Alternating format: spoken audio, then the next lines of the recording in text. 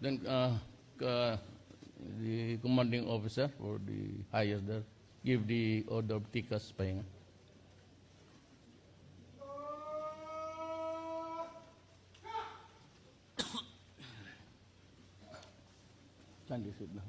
Thank you for the courtesy. Defense Secretary Delfin Lorenzana. Presidential Advisor for Military Affairs Arthur Tabaquero. General Ray Leonardo Guerrero, Chief of Staff, Armed Forces of the Philippines. Director General Ronald de la Rosa, Philippine National Police. Lieutenant General Carlito Galvez, Commander Western Mindanao Command. Lieutenant General Orlando Bautista, Commanding General, Philippine Army. Brigadier General Serito Subihana, Commander, Joint Task Force, Sulu. My good friend, Steven Seagal.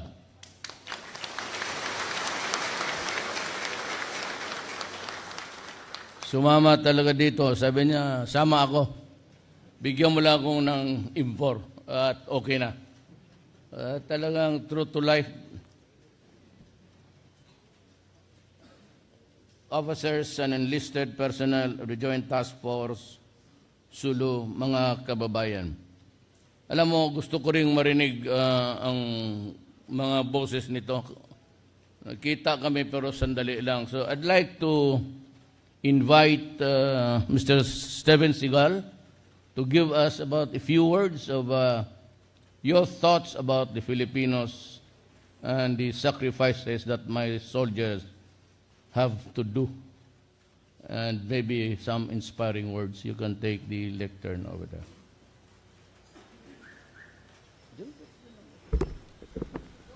Well, first of all, thank you very much, President Duterte, for having me here today in the presence of these troops.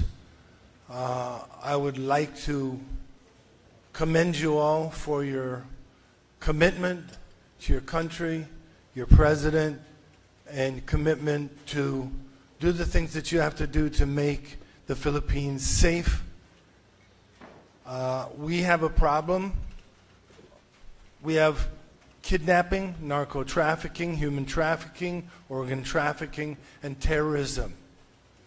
These are the big things that we are faced with in the Philippines, you are faced with.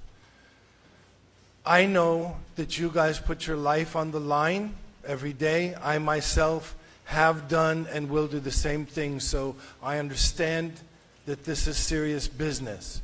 And I believe that there is a formula that can help the armed forces, the police, the intelligence network to combat this very, very well. I am looking forward to discussing these things with President Duterte at a later time. I do believe all of this is winnable. This is a war. It is all winnable. And I think the main thing that we all have to keep in our mind and our heart is we don't win this battle today. We don't win this battle tomorrow. This is a fight that's going to be a long fight. But the idea is to annihilate the enemy through attrition.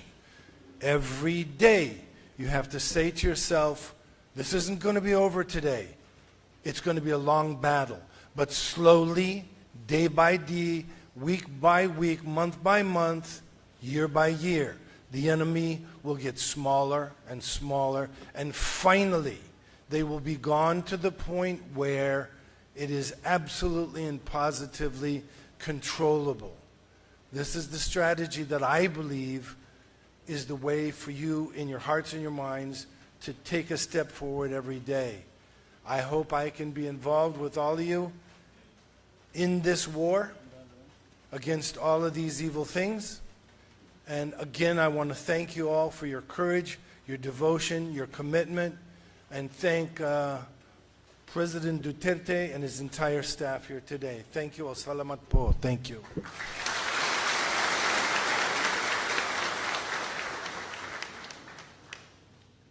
Thank you, Steven. And wag ko na lang basahin ang report na to. I'm running out of time. I have something more substantial sa puso ko. Unang-una, nagpapasalamat ako sa inyo mga sundalo ng Republika ng Pilipinas sa sacrifice, sa pagtiis, sa lahat na bagay. Harapin ang kahirapan, kamatayan, just like what my friend Stephen said, sundalo to eh. So halos makapareho ang wavelength ninyo kung magsalita. Ako naman ay tried to do the best that I could in dumaang mga buwan.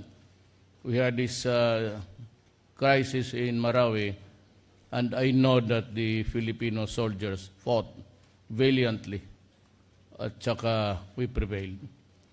It is a war that we do not like. As a matter of fact, I would say that nobody wins in a civil strife. Pagka communal wars kasi sa loob lang ng isang bayan yan. And we would like to seek peace. Huwag ko sana kayong mag-misinterpret sa aking mga diskarte. Kasi po, I am a president for peace. I am not an authoritarian aristocratic na huwid suba a despot. Hindi ko yan eh. Tayo may limitado sa Constitution.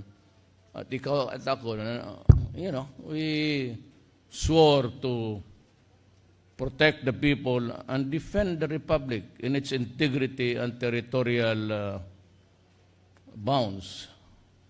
So, dumaan tayo ng hirap. At true ko sa pangako ko, I am really very sorry it came late. It was not because I promised you without the money. When I promised you na magbigay ako, ang pera ko nandoon na. The suppliers were the ones who could not keep up with the demand. Imagine I was I'd be arming about 130. Na ang pera ko, nireserba ko na. Problem is, you know how things are. Dumaan ng mga bureaucratic, including all of these things would pass by America. And there's a lot of paperwork to do. But it is pursued all in the name of control of crimes. Sa sinabi, human trafficking. But number one is terrorism, human trafficking. And you should read, umaabot ba ang CNN dito? Hindi, no? But you have the satellite here para makuha ninyo. Kapag wala, wala silang CNN o baka makuha ninyo ng satellite so that you'll be posted every day what is happening to the world. It's a crazy world. Lahat ito, putok dito, putok doon, and even the mosques, the holy shrines. And you must understand that also initially, it took us too long to decide. I was the one holding back sabi ko, huwag kayong kasi I had to oftentimes really insist na we do not destroy the shrines and the mosques and everything. Because foremost in my mind, actually, was the life of about 2,500,000 Filipinos, all deployed as helpers, working there, as in the oil industry. There are about doctors, nurses.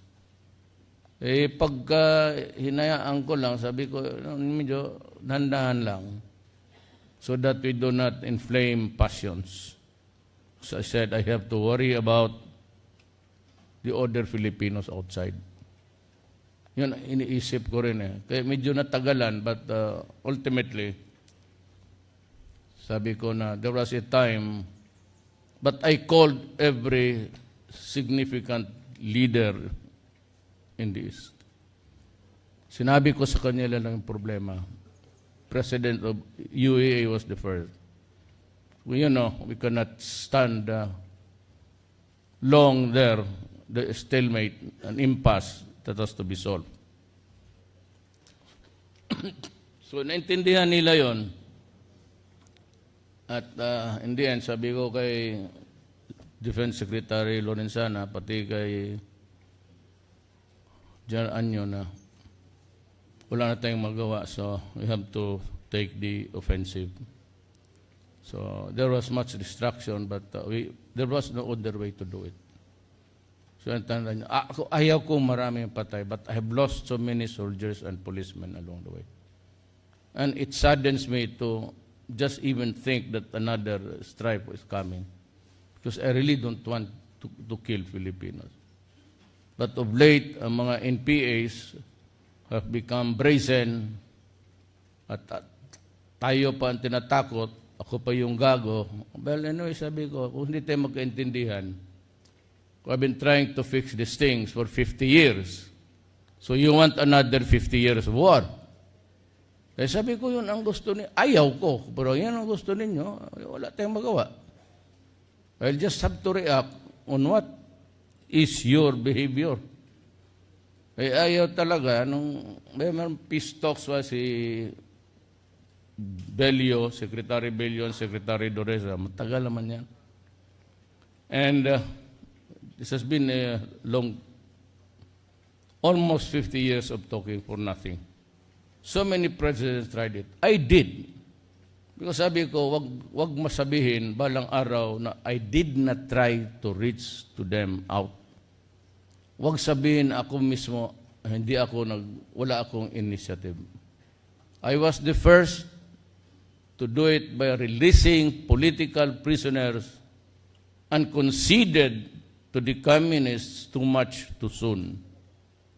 Ganun pa rin sila. But the working papers that were sent to me, sa usapan nila, may kopya ako electronic copies. Tinitignan ko, ang suma total, gusto nila ang coalition government. So I told them, I cannot give you what I do not own. Sovereignty is always placed in the hands of the elected people. Gusto ng tao. And it cannot be given by extension na mag-coalition kayo, bigyan kayo at that piece, even isang kuting sa sovereignty. We serve there for a time, then we go out. Sovereignty is only transferred to the elected leaders. Yan pinili ng tao. He might be a son of a bitch. Basta pinili ng tao, yun siya. That is what the Constitution provides. And that was the rule of a democracy. Sabi ko, hindi ko maibigay sa inyo. Gera na lang. So we are back to square one. I would just like to say to you now that matagal man, long time in coming, but I complied with my promise na bigyan ang lahat ng sundalo ng kayong mga awardees. Congratulations. Saludo ako sa inyo. And most of you are awardees. Dalawa yung baril ninyo na ibinigay ko. Yung isa yung cover. Yung nabigyan na, yung issued, yung ngayon, personal na yan. So yung dalawa, meron dyan dalawa. Kung gusto mong dalhin yan dalawa, pagpunta mo sa bahay nila, magbili ka yung dalawang holster. Tignan natin, practice ka dito sa yung bang, ganun. Parehas sa sine. But do not be offended. Kasi alam ninyo, nangyayari rin yan. Pwede ba kung isang ninyo dito na lang sa akin? Huwag sa ibang tao, ha? Padala mo lang doon, sabihin mo na kay CEO mo dito na, sir, iprinda ko muna ito kay... But I have told you, if you have a problem, I give you my number. If you cannot solve your problem here, or hindi kaya solve rin, just call me. Maybe, just maybe, kaya kong solve rin. Kasi believe ako sa serbisyo ninyo, sa load ako. Never was a time na walang ibang, hindi ako nagyayabang, walang ibang presidente dalawa lang nakapagbigay ng atensyon na kinakailangan para sa isang sundalo. Ako lang pati si Marcos. Marcos was also a lover of soldiers. Kaya kita mo yung increases ninyo. Malapit naman ang December. Pero yung iba, pagbili na siguro ninyo, no? Yung sweldo. Doon na sa 5-6. Putang. Huwag mong ibigay doon. Hindi ko man ibigay yan sa, hindi ko ihulog yan sa ano. Bong, hanap ko ng paraan. Kikitain ng Pasko nito, ang yayaman, ang 5-6. Sabihin mo yan sa Torko. Yun, ang bayad mo sa akin, andito ka, nagdegosyo ka. Wag mo akong pilitin magbayad. Putang ina, dalawa itong baril ko, mamili ka kung saan mo gusto. Natural. Para sa pamilya yan. So kayong mga walang pamilya, bigay mo yan sa nanay, mga kapatid. That money is not intended for somebody else's pocket. So ibigay ko yan sa inyo, hindi dyan sa ano, nakasangla na yan doon sa ATM, kalukuhan niya. Diretso. Doble na ang, halos doble na ang sweldo ninyo. So, ang pinakamayaman dyan, mga generals, sigurado. Alam mo, ang sweldo ko, totoo yan, check it out. My salary when I naging presidente ako was 57,000. Kaya ako nagdadaldal noon. Kasi totohanan yun, from the heart. Putang ina. Ang pamilya ko dalawa. Paano na ito ngayon? May pamilya ako na mayor na matapang. Baka barilin ako noon kung hindi ako mag-remit. Yung isa naman, alang-alang. So, mabutit yan. Ang sweldo ko is just about 107 something. Pero kayong mga generals ngayon, kung 116,000, dublado na. Totoo. Mas malaking sweldo ang general. Kaya sabi nila, sige sir, salamat. Kami na mismo mag-assault dyan sa kung saan-saan. Pero ganitong usapan ha. Di ba sinabi ko sa inyo noon? Do you remember that? Nandito ako. Sabi ko sa inyo, unlike the policemen, you do not have sidearms. So when you walk out, you're sitting ducks. Ang ayaw ko dyan sa NPA, kaya ako galit. Talagang galit ako sa kanila. Kasi hindi pa natapos yung ceasefire, pinagbabaril na nila yung mga sundalo ko, pati polis. Yung sa Minsayap ba yun? Bandang Minsayap.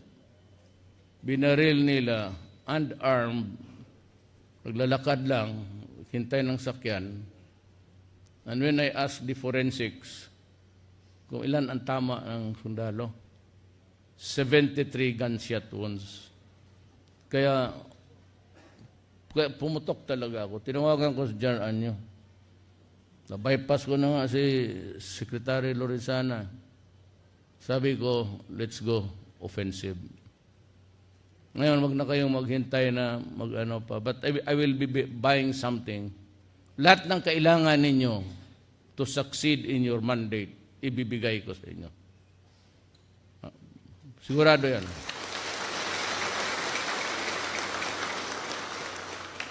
Nagtayo ako ng nightclub dito sa para galing away. Walang ano, yung sayaw-sayaw lang. Kailangan kung galawin mo, pakasalan mo. Ano ako dito.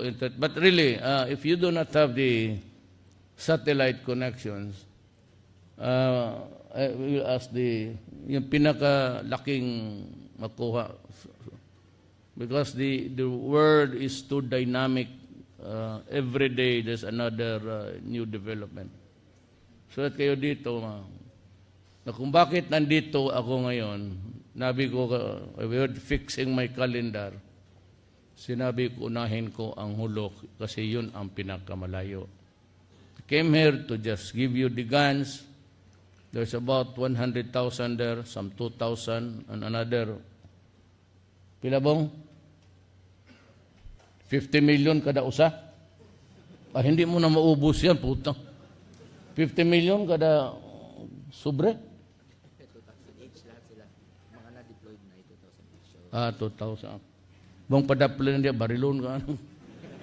2,000. Palagyan pala natin ang signal lahat ng port. Pero, saka yung yung malaki yung wounded, may 100,000 kaya dyan. Seriously wounded. So, pumunta ako dito to greet you well in advance. A very Merry Christmas. And to my Muslim brothers and sisters, celebrate with us the holidays. We would be glad to have you join us, and we will be proud with your presence. It's all for humankind. At that time, kung maaari lang, wala naman tayong talagang hatred for each other to the point that we cannot talk together. We can celebrate Christmas together. So nandito ako to say Merry Christmas, and for those who be left behind during the holidays, skeletal man na siguro maiwan, no? Uwi ba halos kayong lahat? Kasi yung magpaiwan, tiis lang kayo. Hong Kong ang price ninyo. Basta magpaiwan dito. Hindi pwede magdala ng asawa. Kabit lang. Para mas maganda ang labanan. Ang asawa, away pa yan. No, asawa, pagdating niya sa kwarto, mga 1 oras, sigawan na yan. Pero kung uyab, honeymoon talaga. Sige, yung maiwan lang dito sa kampo, hindi ko naman kayo mapadala lahat. Maybe 1 or 2 or 3 or 4. Magandang koleksyon, di lahat. Ang wala kayong uyab kasi busy kayo sa fighting, ako doon sa Maynila, mamili na lang kayo, ligawan ninyo. Mahal lang. Walang babae na papayag na ligawan mo na yan. Tapos you have about 3 days to convince the woman to be with you in Hong Kong. Bong, mga tulo ka buok. Para yun mapura ng yawa ni. Tagduha ang escort. Puro ligawan ninyo yan, ha? Huwag ninyong pabuntisan. Discharge kayo. Pero yung dalawa magsabay buntis, believe ko, yung promotion yan.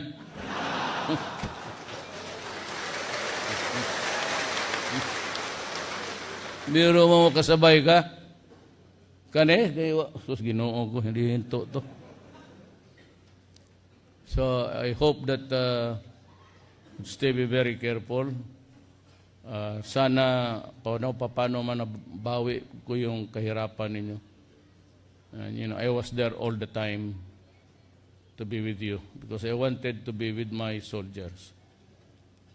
Maipakita ko sa inyo na talagang mahal ko ang sundalo ko. And I said at any other time,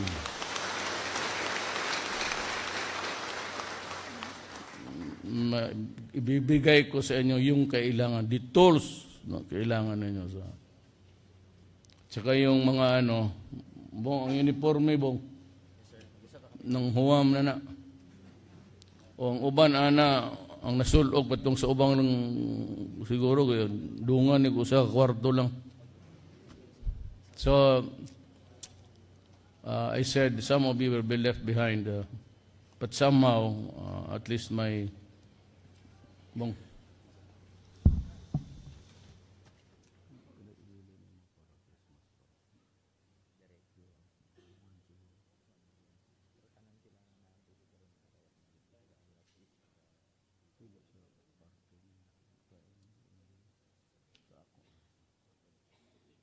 Okay,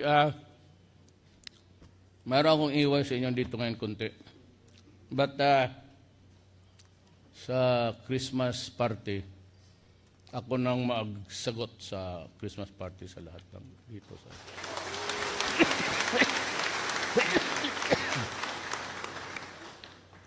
Humbong baka. Maraming sundalo dito na Moro. Marami tayong sundalo na Moro dito.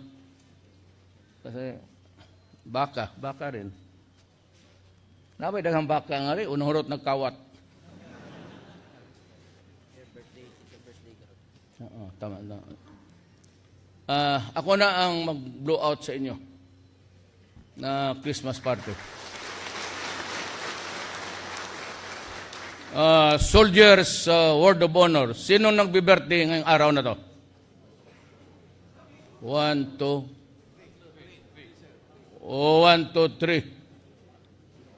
3. Pinaka-senior. Senior. Pinaka-senior. Balik ka muna dito. Pinaka-senior. Sa nag-birthday. Seniority muna. Military ito.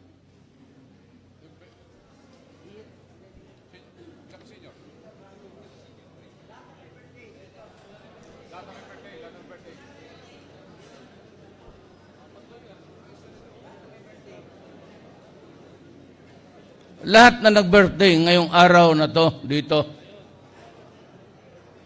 Unahin ko yung pinaka-senior. Sino? Seniority. Who's the most senior? Halika.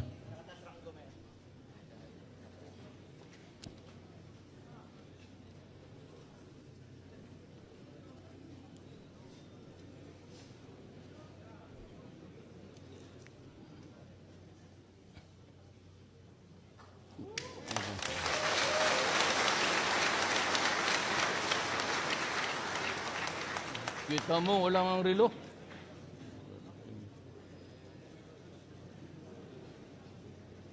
Puris yan. Matibay yan. Ikaw na maglagay mo.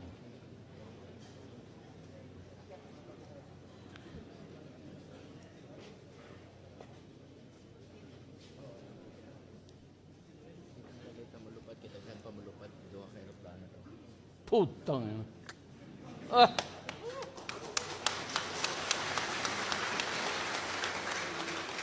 Mahuli na lahat. Mahuli na. Pati mahuli.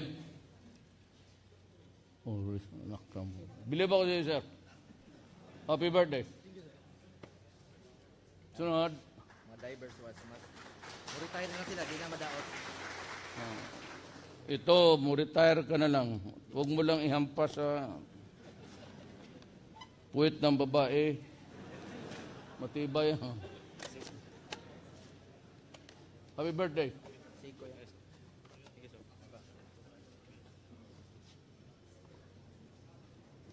Portillo, happy birthday. May asawa ka?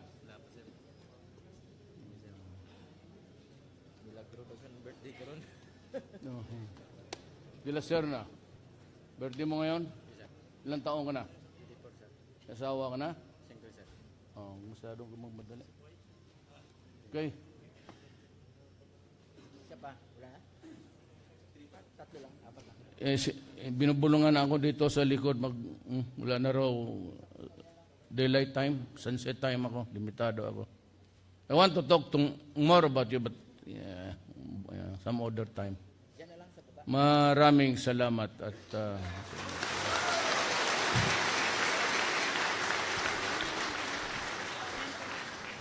Thank you, Mr. President. At this point,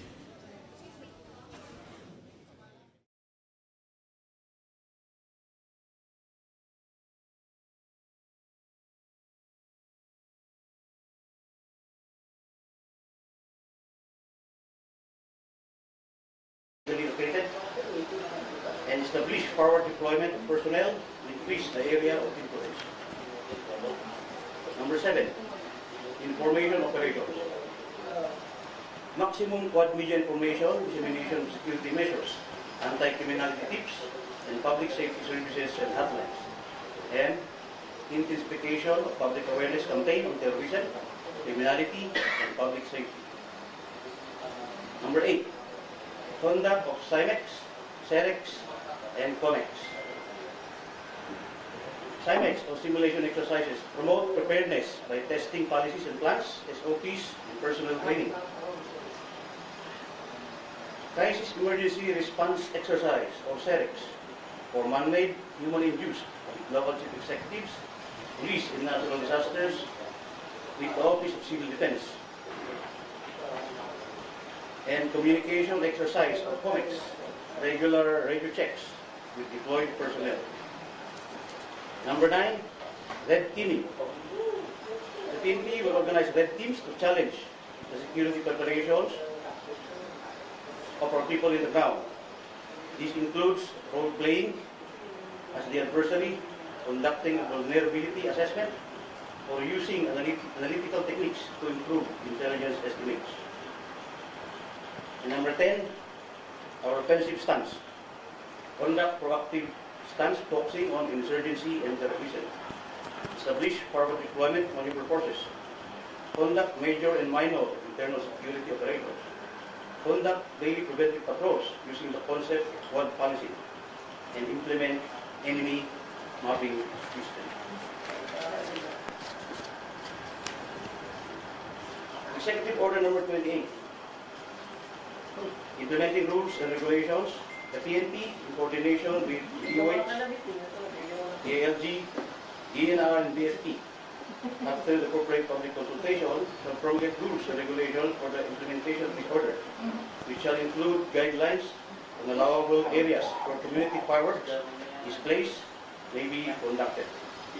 Such rules and regulations shall form an integral part of the IRR of Republic Act 7183. That ends my presentation. Is there any questions, ma'am, sir?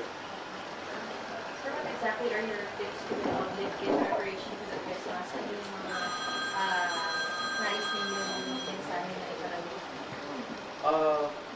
I assume na yung PCR dito ang may shot dyan. How about the stray bullet cases, incidents? Meron na po bang naitala?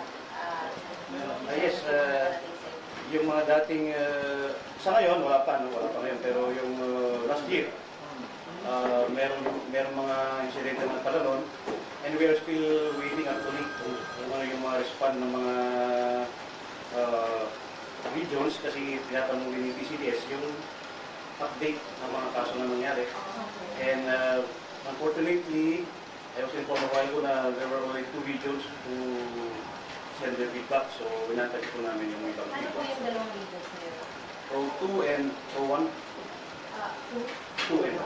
Pro 2 and 1. So, how do you intend to decrease or at least totally eradicate the number of indiscriminate firing? Meron na po bang mga plans? Kasi in the past, they normally cover the muzzle of the guns. Pero I understand, if I remember correctly, during the time of Chief PNP Bato, hindi na niya ito pinagagawa because he said that he trusts his men. Right now po ba? Kasi syempre malapit na ulit magpasko, magbagong taon, and there are the cases of indiscriminate firing. How do you plan, or what are the recommendations that you're going to give to the Chief PNP in order to totally decrease or totally eradicate the number of indiscriminate firing? Actually, we have already sent a memorandum to the lower units directing them, especially yung mga lugar na pinangyarihan na dati, na magbantay sila properly doon para hindi na maulit. At saka dapat maximum deployment lahat ng mga tao sa istasyon para po mabantayan talaga. Kasi kung, well, of course, pag hindi sila nag-deploy, mas malamang na may mangyayari ng mga indiscriminate firing ulit. And of course, we also need the help of the officials of the barangay dahil sila naman yung talagang nagipagtulungan sa atin yan. Kilala nila kung sino yung mga taga dyan sa kanila, kilala nila kung sino yung mga loko-loko dyan na most probable na gumawa ng mga ganito. So dapat maganda yung coordination natin sa barangay. Sir, kung clarify lang sana, kung po doon sa deployment ng mga police, tama ba sir na yung understanding ko na walang bakasyon? Christmas and New Year? Meron naman. As of now, may binanggit sila. Kaya ngayon sinabi ko kanina sa briefing na during 5 p.m. to 5 a.m. ng December 24 and December 31 to 5 a.m. of January 1 is kung nakabakasyon sila. During that time, yung time frame na yun, dapat mag-report sila sa nearest police station for their possible deployment. Sa operational control na sila ng nearest police station kung saan sila. Kung halimbawa sir, tulis ako na nakabakasyon na maganda tayo, bawa dito sir sa Quezon City, I should report to the nearest station just para malaman lang nila that I'm there. Mag-account ka and then you wait for your deployment in case na kailangan ka nila. Kung kailangan. This extended duty, ano? Hindi na actually extended Ang confers pa ako. Yung oras ng isang empleyado ko namin sa pag-ibig.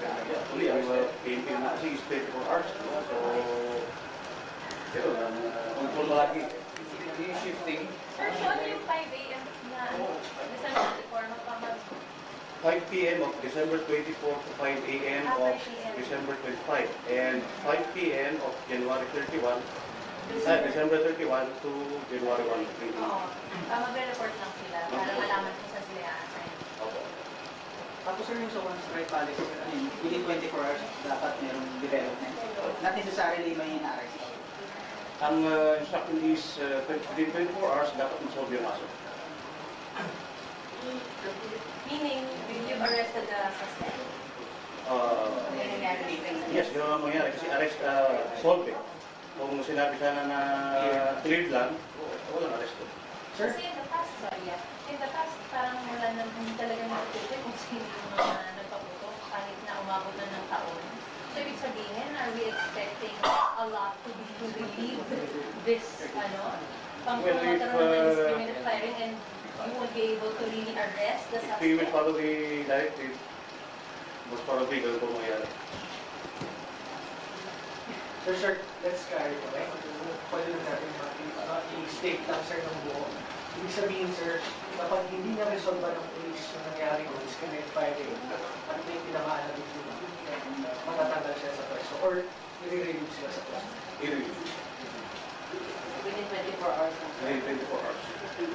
Saka dapat sir, huli yung suspect. So to Sir, speak, pwede kasi isang solve. statement niyo sabihin kung ano yung utos. Ano ang mangyayari? Sige, sir, ano mangyayari sir? Pwede isang sentence. Ang nakalagay sa directive is for the chief of police to be relieved within 24 hours pag niya-solve yung kaso. And solving means May arresto. Supposed to be. dapat may arrest. Hindi lang may get. So, Sir, ito yung immediate na police station. Let's say, station dito sa Okay. Kung kaninong ilong yan, sir, kung sino ang station commander, siya lang ang i-relieve. O kasama, sir, yung mas mataas. Hanggang sa level, sir. Actually, hindi clear yung directive ko. So, mayroon mag-assume. Last year, sir, sino yung pinakamarami may naitala?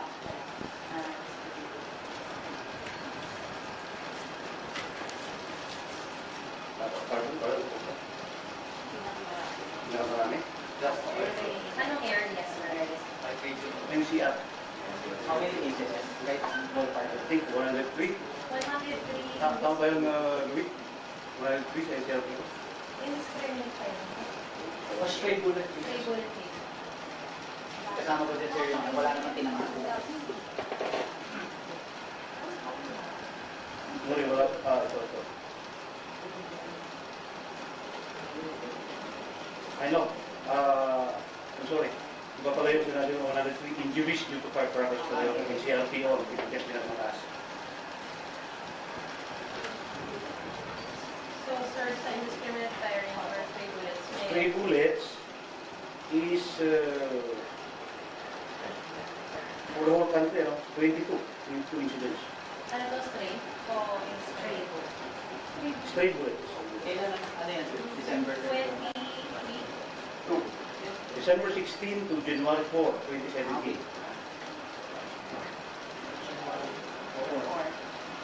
22 cases, sir. Saan yung pinakamalaki, sir? I'm sorry, pero hindi Yung 22 incidents yan sir, may mga victims, whether injured or patay. isa na patay. Na-solve ba yun?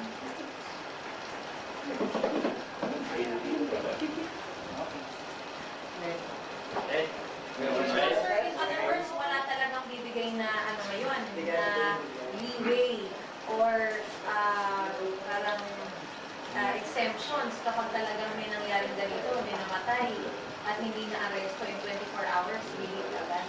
Ang palagay ko, hindi ko masasagot yung tanong nyo. But basing on the directive, yun lang po ang pwede mo sagutin na yes. Pero siyempre, depende pa rin sa task. Last year may na-relieve po. Last year may na-relieve. Dito sa isang namatay.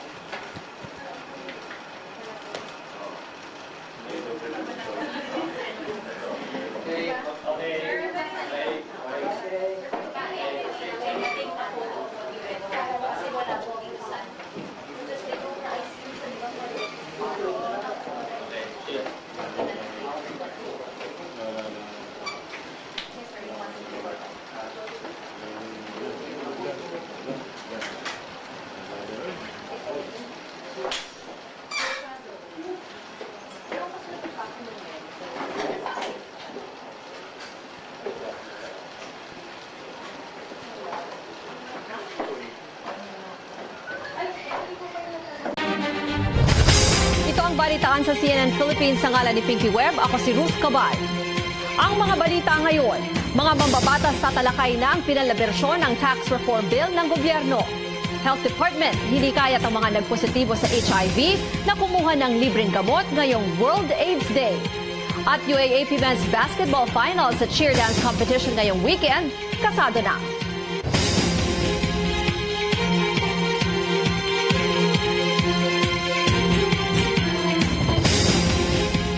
Magandang tanghali.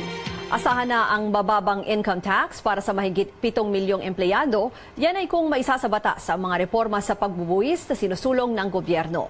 Tatalakay mamayang hapon ng Bicameral Conference Committee ang Tax Reform for Acceleration and Inclusion Bill para mapagtugma ang mga pagkakaiba sa bersyon ng Senado at Kamara. Binibigyan ito ng tax exemption ang mga empleyado pati mga self-employed na kumikita ng 250,000 pesos kada taon. Bagamat maitataas ng panukalang batas ang take-home pay ng mga manggagawa, itataas din ito ang buwis sa ilan namang mga bilihin. Kabilang na dyan ang sugar-sweetened beverages o mga inuming ginagamitan ng asukal tulad ng soft drinks at juice, pati na ang gasolina at diesel. Kasama din sa panukala ang pagtataas ng buwis sa mga kotse at pabahay. Unang bahagi lamang ito ng kabuuang tax package ng gobyerno na naglalayong makalikom ng aabot sa 130 billion pesos. Sinimula ng talakayin ng isa pang Bicameral Conference Committee ang panukalang 2018 budget. Isa sa mga mainit na pinag-usapan ng mga mambabatas ay ang pagtapyas ng Senado ng 50 billion pesos sa pondo ng DPWH para ilipat sa ibang proyekto. Narito ang ulat ni Joyce Ilas. Sa unang paghaharap ng Bicameral Conference Committee para talakayin ang pagkakaiba sa bersyon ng 2018 budget ng Senado at Kamara, tinalakay nila ang pagbawas ng Senado ng 50 billion pesos sa pondo ng Department of Public Works and Highways. Ayon kay Senador Panfilo Lacson na nagtulak ng pagkaltas, marami raw sa mga proyekto ng DPWH ang hindi maipatupad dahil sa problema sa right-of-way. Diba ang lalaki ng underspending? Ang main culprit doon, yung mga unresolved ROWs na pinondohan na kagad natin yung civil works and yet hindi pa nare-resolve yung issue ng right-of-way. Gagamitin sana ng DPWH ang 50 billion pesos na ito para pondohan ang mga kalsada, tulay at flood control projects sa iba't ibang bahagi ng bansa. Ayon kay Lacson, inilipat ang pondong ito para taasan ang mga pondo ng Philippine Drug Enforcement Agency, feeding program ng DSWD, chalk allowance para sa mga guro, at para sa pagpapatupad ng National ID System.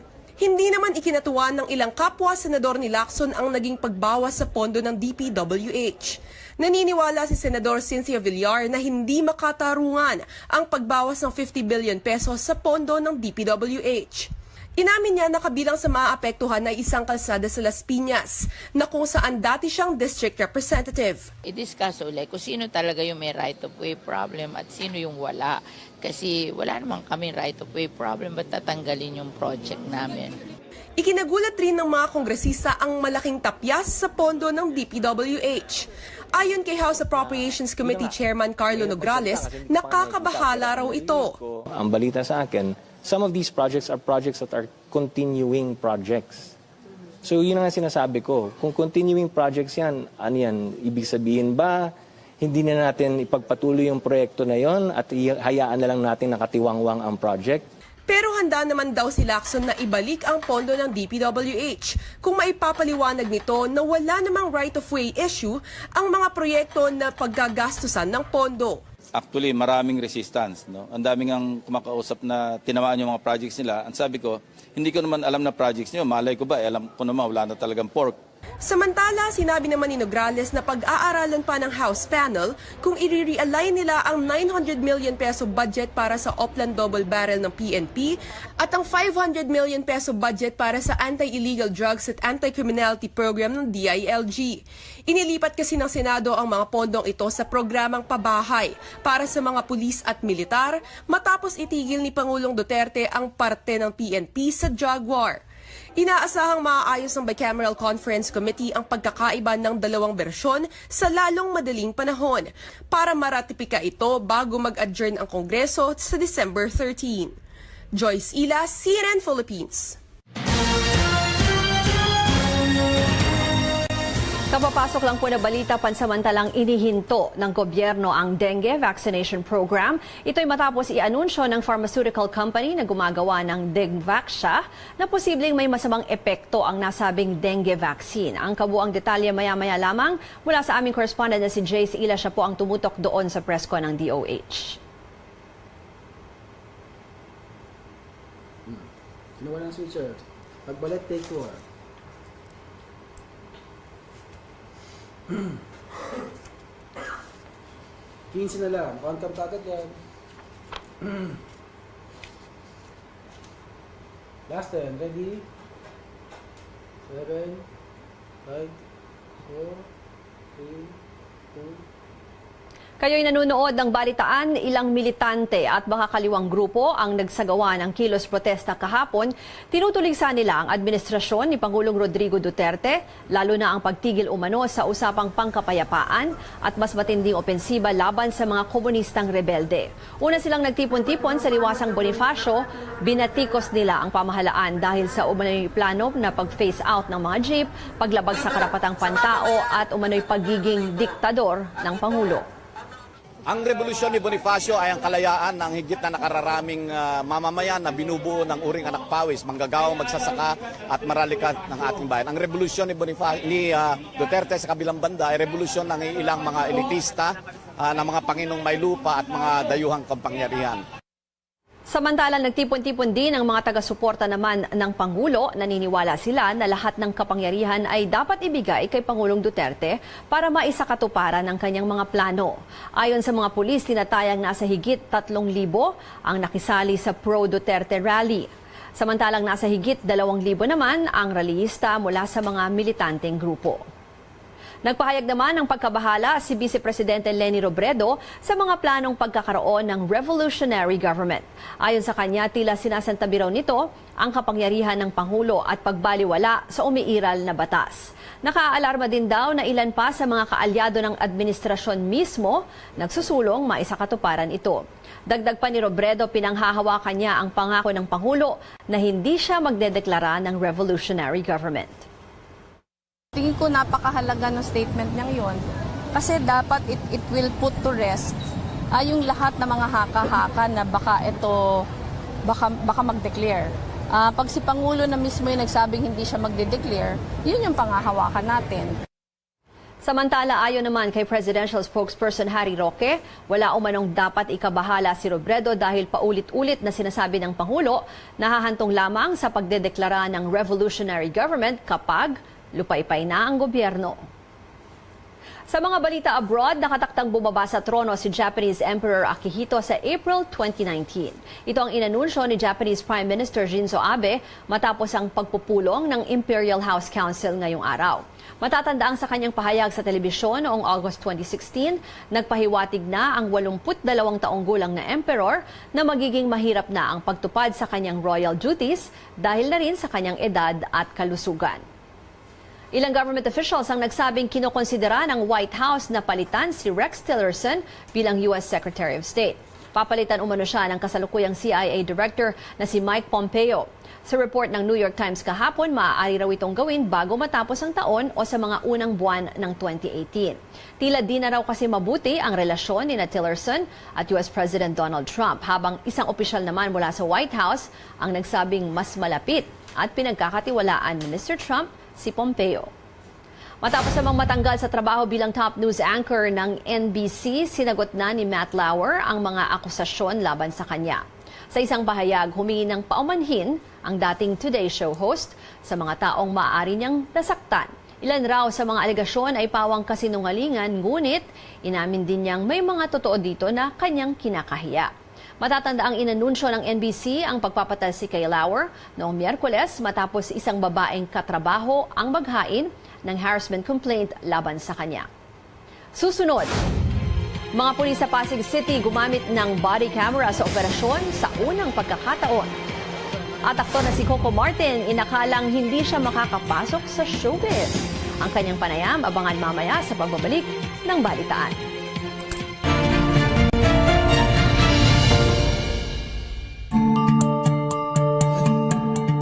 Filipinos may pride themselves to be advanced in many things. But even today, any talk about or related to sex is frowned upon in this predominantly Catholic country. The result?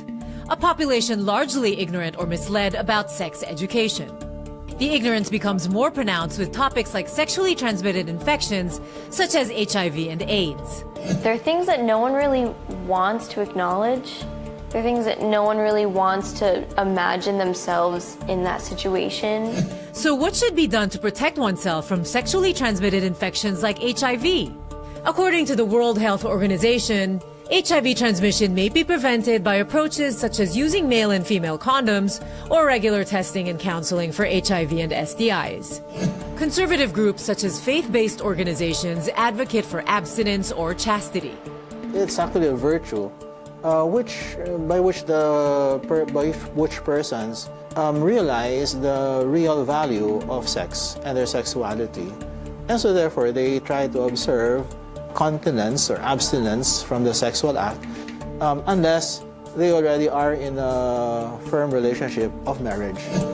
Mara Quesada has been working on gender, health, and sexuality issues for almost 2 decades. She believes abstinence only as prevention can be problematic. There have been a lot of studies that show how effective comprehensive sexuality education has resulted in young people actually making the decision to delay having sex rather than expect that if we just keep telling them not to do it, that they won't. HIV/AIDS advocate Paji Angeles is passionate about educating the youth on safe sex and preventing transmission of HIV. As a citizen of this country, you are responsible to your own education. Kung hindi tinuro sa'yo yan, why don't educate yourself?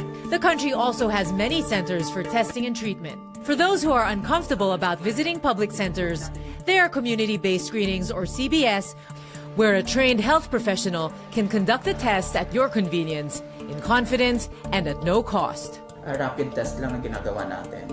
After 15 minutes, Jethro shows me the test kit showing the appearance of one line. Ibig sabihin, non-reactive yung result. Which means kung i-confirm natin to, it's negative. It takes about 3 to 6 months for HIV to get detected in the bloodstream.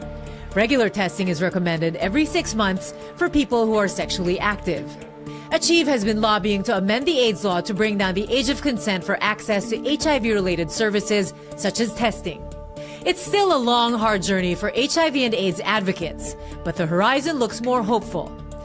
Mitzi Borromeo, CNN Philippines.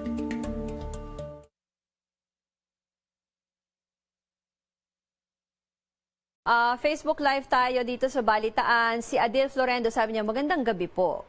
I wonder kung nasaan itong bahagi ng mundo si Adil, at magandang gabi ang bati niya sa atin. Dito ay magandang tanghali naman mula sa Manila. Duma Ginandang from Jeddah, Saudi Arabia. Nick Orbistondo Pocon watching in Taipei Airport.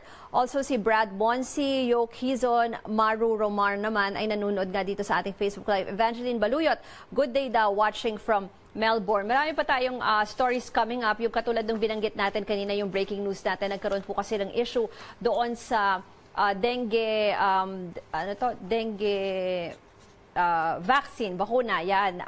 So parang mismong yung manufacturer po niyan ang nagsabi na it may not work for those na na wala pang hindi pa nagkaroon. So alamin natin yung detalye tungkol diyan because may press conference po kanina ang Department of Health. Also, since it's World AIDS Day, isa rin sa topic kanina sa DOH press conference yung mga ginagawa ng ating gobyerno para mapigilan yung pagkalat ng HIV na nauuwi sa AIDS. Kasi dito sa Pilipinas pala, compared to other countries na pababa yung kaso nila ng AIDS, dito sa Pilipinas mas lalong dumadami yung infection HIV kada araw na itatala ng DOH. So, mamaya bibigyan namin kayo ng update about that. Also, coming up sa ating entertainment naman, na-interview ng New Day si Coco Martin and meron siyang mga kwento tungkol doon sa kanyang bagong movie and yung experience niya behind the cameras naman dahil ang nagdirect siya ng yung Ang Panday niya. So alamin niyo yung kwento tungkol dyan plus a bit of sports yung mangyayari sa UAAP na hindi lang pala this weekend ay hindi lang pala yung championship game between Ateneo and Lasal kundi meron din yung cheer dance competition. Karamihan ng mga estudyante, hindi na mga estudyante, inaabangan din yan kasi mahigpit yung labanan ng mga eskwelahan dyan sa cheer dance competition. So, mangyayari lahat yan this weekend. And also, we will give you an update doon sa, interesting din ito, yung first time sa Pasig, gumamit sila ng body cameras, yung mga pulis nagkaroon ng di ba sinasabi nila para mawala yung mga reklamo tungkol doon sa Oplan Tokhang or Oplan Double Barrel na nangyari dati. Isa sa mungkahi na pagsuotin ng body cameras yung mga pulis para mas maging makita talaga yung mga sinasagawa nilang operation. So ngayon pala, ginamit na ito ng mga Pasig City Police. So tingnan natin kung ano yung nangyari dyan. So meron din tayong report tungkol dyan. And again, we'll be getting updates from the Department of Health. 30 seconds. Ma'am, 9-12 out na. Tapos yung 14 daw sa Facebook na lang daw po yun. Ako, direct.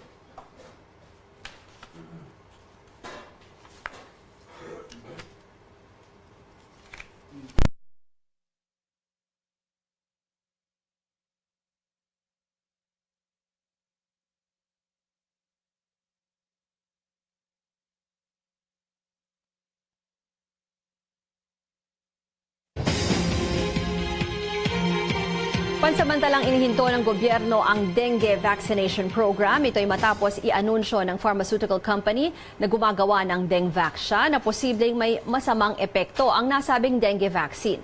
Nasa Maynila ang aming correspondent na si Joyce Ilas. Joyce, ano yung update mo dyan?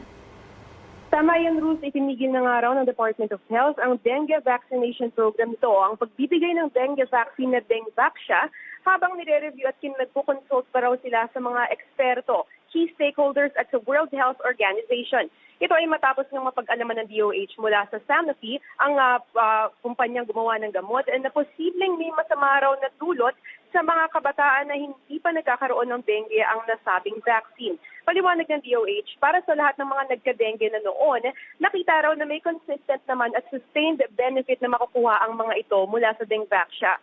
Pero para doon sa na-vaccinan pero hindi pa nagkakaroon ng dengue, ayon sa bagong analysis ay bagamat may iwasan raw nito ang pagkakaroon ng dengue sa loob ng 30 months, pero pagkatapos raw ng 30 months, posible na magkaroon ng severe o mas malalang kaso ng dengue ang mga bata.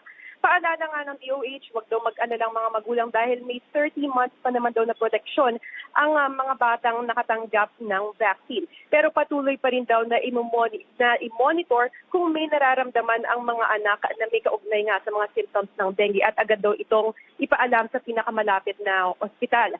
Sa ngayon ay nakikipag-ugnayan na raw ang DOH sa mga healthcare providers, lalo na sa mga nasa Google Health units, para ipaalam ang bagong analysis nga na ito. Ipapatupad din daw ng DOH ang profiling ng lahat ng mga naturukan ng Dengvaxia. Sa ngayon kasi ay hindi pa nila alam kung ilan pa sa lahat ng naturukan ng vaccine ang hindi pa nagkakaroon ng dengue. Plano rin daw ng DOH na paigtingin pa ang surveillance mechanism nila. kung saan magkakaroon ng mandatory history taking ng mga immunization ng mga vaccines at magkakaroon din daw ng mandatory reporting ang lahat ng hospitalized cases kahit na ano pang symptoms nito na mararanasan ang mga nabakunahan nga ng Dengvaxia at magkakaroon din daw ng mandatory investigation sa mga pangyayari. Paninigurado naman ng DOH, handa raw silang tugunan at bigyan ng supportive care ang lahat ng magkakaroon ng problema dahil nga sa isyong ito. Ruth. Joyce, for the benefit lang of our viewers, kung yung anak mo ay nabakunahan itong Dengvaxia, may kailangan ka na ba agad gawin or just ipaalam mo lang na isa yung mga anak mo sa nag-avail nito? Sa ngayon, Ruth, ang sinasabi ng DOH ay i-monitor lang daw muna ang kondisyon ng inyong anak, kung ano mga symptoms ang maramdaman nito, ay saka daw agad ipaalam sa pinakamalapit ng healthcare provider kung ano nga ang nangyari sa mga anak. Inuulit lang ng DOH, huwag daw mag-alala dahil meron naman daw proteksyon na sa loob ng 30 months ang mga bata. Sa ngayon ay inaayos pa nga daw nila ang mga susunod nilang hakbang, pero paninigurado ng DOH, bibigyan nila ng sapat na tulong ang lahat ng mga ngailangan nito sa mga susunod na araw. Joyce, huli na lang, World AIDS Day ngayon. Anong paalala ng DOH?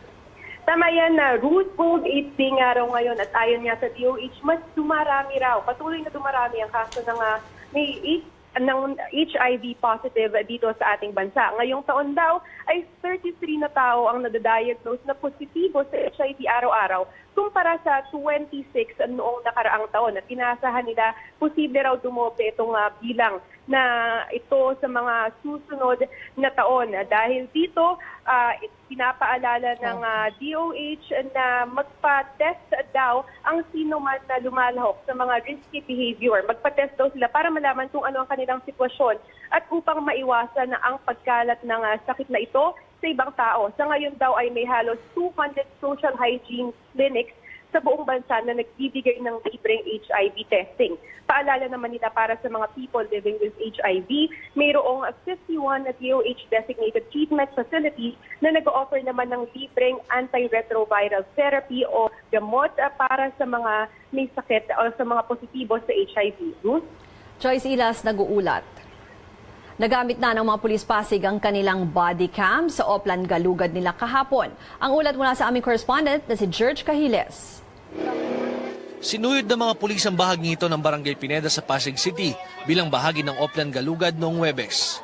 Wala silang partikular na target. Bahagi lamang daw ito ng kanilang paglilibot sa mga barangay upang mapanatili ang kaligtasan at kapayapaan sa lugar.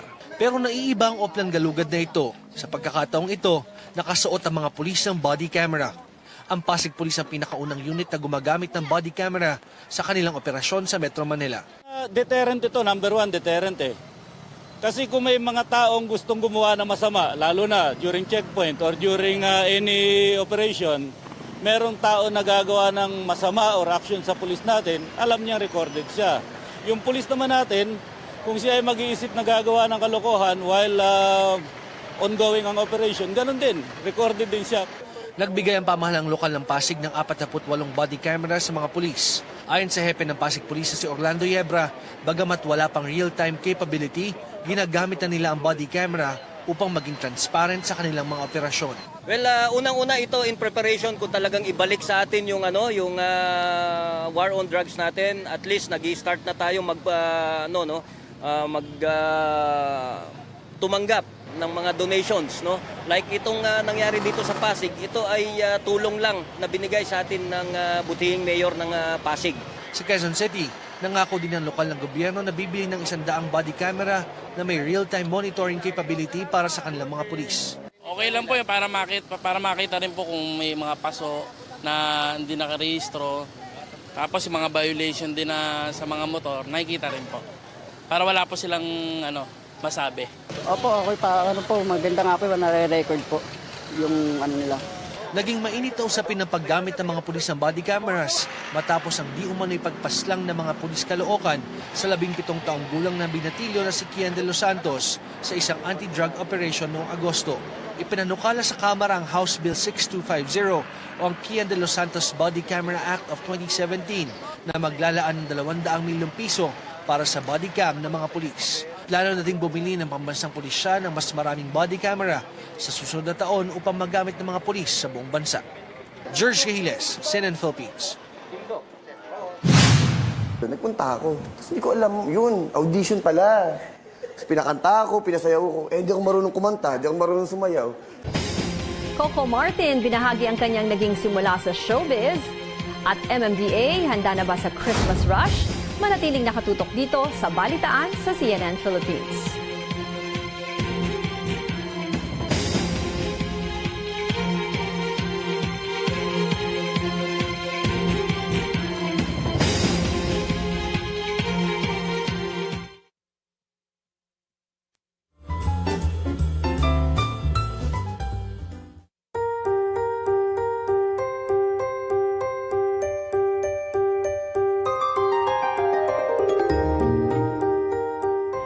As a child, I love making items with my hands. And so on this episode of Shopping for the Holidays, I go around the metro and take a look at how these specialty stores have evolved. And I also get to speak with creative individuals who have found inspiration in them to pursue their passion.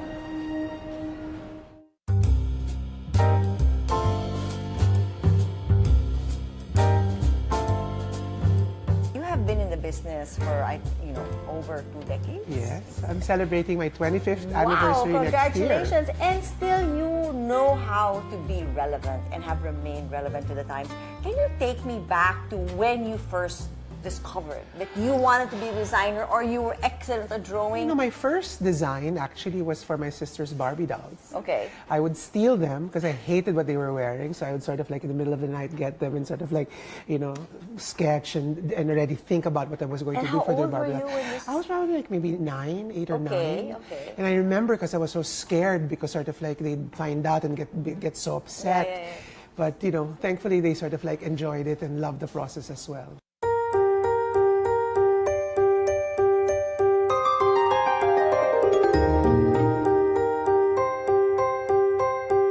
Currently write for the Philippine Star. Yes. You have a column. Now, do you have a recollection of the first time you started to write? My first memory of writing was actually a gift from Santa. I think I was 4 or 5, and I remember rushing to our front door and I saw a huge item wrapped for me. My brother and sister got their dream toys. When I opened mine, it was a study table. Okay. So I got the message, but I fell in love with it. I would sit there, and I guess that's how I first fell in love with writing. What is it about writing that you love so much? I don't know. I think it's an outlet for my excess energy or a way to release creativity because growing up, I really loved reading and I get to express myself when I write. Thanks so much for watching and have a very Merry Christmas.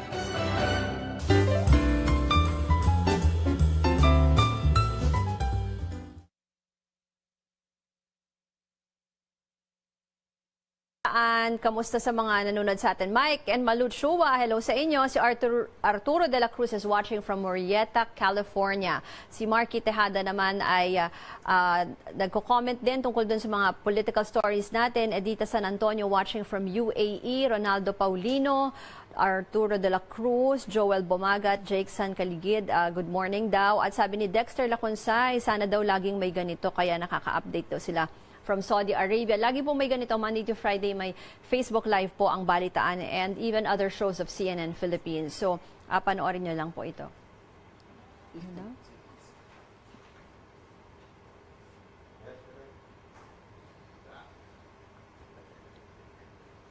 Walang welcome back. Back na rin.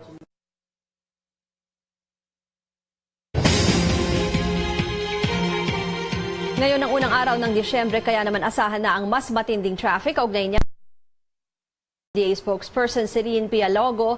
Kamusta po, Celine? Yes, Ms. Ruth. Magandang tanghali po sa lahat po. Magandang tanghali. Kamustahin lang namin yung preparations. December 1 ako inaasahan natin ang matinding traffic.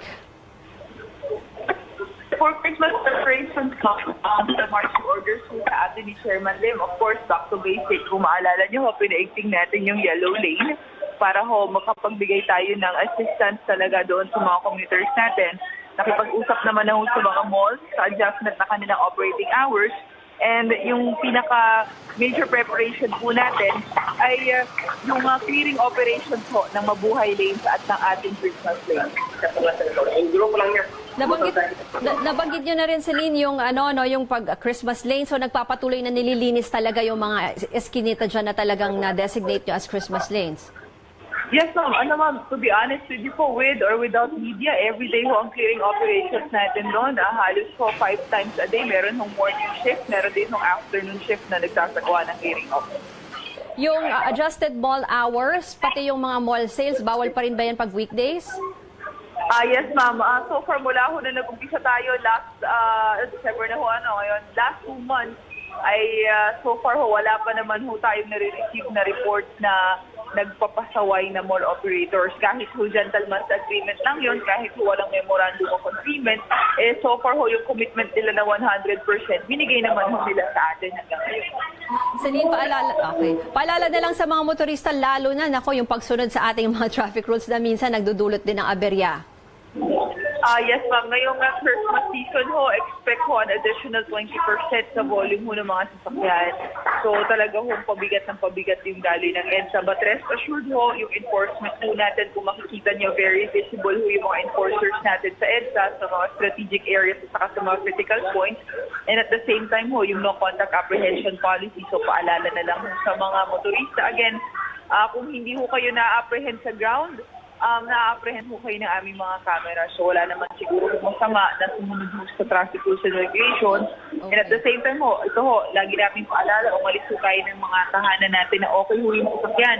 Kasi ho ma'am, kapag stalled yung vehicle natin, nagpupos din ho talaga ng traffic yan. So yun lang ho ma'am, yung mga simpleng paalala ho for our motorists. Maraming salamat kay Celine Pialago ng MMDA. Umaatikabong sports action ang naghihintay para sa UAAP fans ngayong weekend. Bukas, humanda na kayo para sa mga tumbling, pyramid lift at sayaw sa taon ng UAAP Cheer Dance Competition sa Mall of Asia Arena. Magbabalik sa kompetisyon ang UP Pep Squad. Unang magpapasiklab ang NU Pep Squad na umaasang makakamit ang ika-5 panalo nito. Susundan niya ng Lasal Animo Squad, Adamson Pep Squad, FEU Cheering Squad at UE Pep Squad. Ika-6 ang UP, kasunod ang UST Salingawi Dance Troupe at huli ang Ateneo Blue Battalion. At sa linggo naman, magkakaalaman kung sino sa De La Salle Green Archers at Ateneo Blue Eagles ang mag-uuwi ng kampyonato sa Do or Die Game 3 sa UAAP Men's Basketball Finals. Gaganapin ang winner-take-all game na yan sa Araneta Coliseum. Maituturing na isa siya sa pinakamatagumpay na aktor sa bansa, walang iba, kundi si Coco Martin. Mapa-TV man, pelikula o endorsement, bidang-bida palagi si Martin. Pero paano nga ba siya nagsimula sa mundo ng showbiz? Sa panayam ng CNN Philippines, kinuwento niya ang mga pinagdaanan niya bago nakamit ang kasikatan. Kasi waiter ako sa isang restaurant. Tapos may taga-ABS-CBN na assistant director ni Johnny Manan. Nakita ako, sa aming family niya. Nagsiserve ako. Nagtitake ako ng order. Sabi sa akin gano'n, ngiti ka nga. Na-weirdo naman ako, lalaki. Sabi sa akin, ngiti ako. Dinatawa akong gano'n. Tapos pagkuha ko ng order niya, sinerve ko na. Binigyan ako ng calling card, sabi sa akin, baka gusto mong mag-artista, ganyan-ganyan. Assistant director ako ni Johnny Manahan, si Rene de la Cruz. Tapos, kinuha ko yung calling card, punta ako sa kitchen, pinakita ko sa mga uy, may kumukuha sa akin artista. Sabi sa akin, puntahan mo, malay mo, ganyan-ganyan. Tinawagan ko nung gabi. Tapos sabi niya, punta ka sa ABS, ganyan-ganyan, kita tayo doon. Nagpunta ako. Tapos hindi ko alam, yun, audition pala. Tapos pinakanta ako, pinasayaw ko. Hindi ako marunong kumanta, hindi ako marunong sumayaw. Tapos pagtingin kong gano'n, ang haba ng pila, hindi ako makukuha dito. Kasi yung tatangkad ang puputi, ang gugwapo. Ako mukha akong dugyutin ako Wala ako talagang Wala talaga akong dating Tapos sabi ko, nandito na ako, di gawin ko. Tapos ang pinakakanta, pinasasayaw na ako. Nahihiya ako, pero syempre, parang sayang naman pamasahe ko. Ginawa ko na. Kung ano, nagagano'n-ganon lang ako. Hanggang ngayon, yung parang sinasayaw ako. At yan ang kabuuan ng balitaan ngayong Biyernes, December 1, 2017 sa ngalan ni Pinky Web.